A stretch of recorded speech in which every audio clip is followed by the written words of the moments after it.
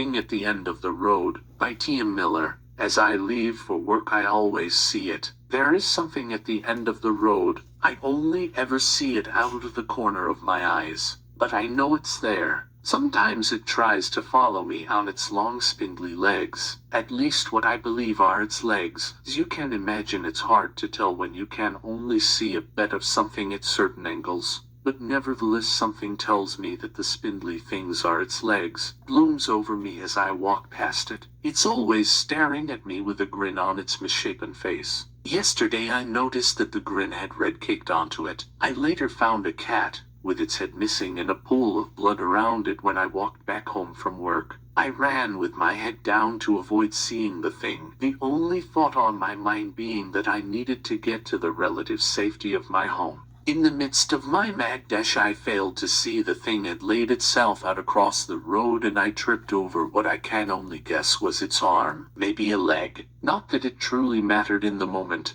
All that mattered was I had smashed my head on the ground and now the thing was behind me grinning and getting closer. I stood up and ran as fast as possible. I only spared one glance over my shoulder to look for the thing as I ran. I saw nothing. The thing was gone as far as I could tell. The only thing that concerns me now is where did the thing go? I didn't see it on my way to work today.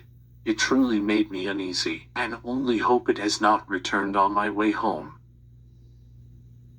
I am almost certain the thing has disappeared. As I looked for it at the end of the road, it never really occurred to me that the thing could move from there. I hadn't noticed it on my way to work because I hadn't thought to look behind me when I left my house. But now I saw the thing was on top of my home and much larger. Could also see it without searching for it at the corners of my vision. I do not wish to describe the massive thing atop my home, partly because I do not think I could do the monstrosity justice by describing it to you, partly because I do not wish to recall that night more than I have to. Just know that its smile alone was terrible. It was the most awfully cruel smile a person could ever wear. Of course this was not a person, it was a thing, and was beholden to entirely different rules for cruelty. So of course I did the only reasonable thing to do and ran. I only got a few feet away before the thing wrapped its giant hand around me. It pulled me closer and closer to its grin.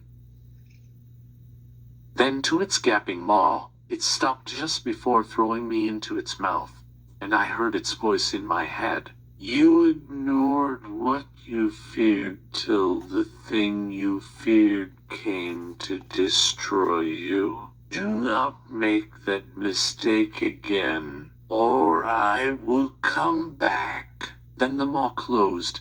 It set me down and grinned at me once more before it returned to its place at the end of the road. Now I waved to the thing at the end of the road at the beginning of the day and the end. I realized what a kindness the thing had done me that day, the first day that I saw it again. This is because the thing at the end of the road now has a smaller thing with it that looks oddly like a cat. That is, if cats could be that large, look like misshapen taffy, and grin. Thanks for stopping in.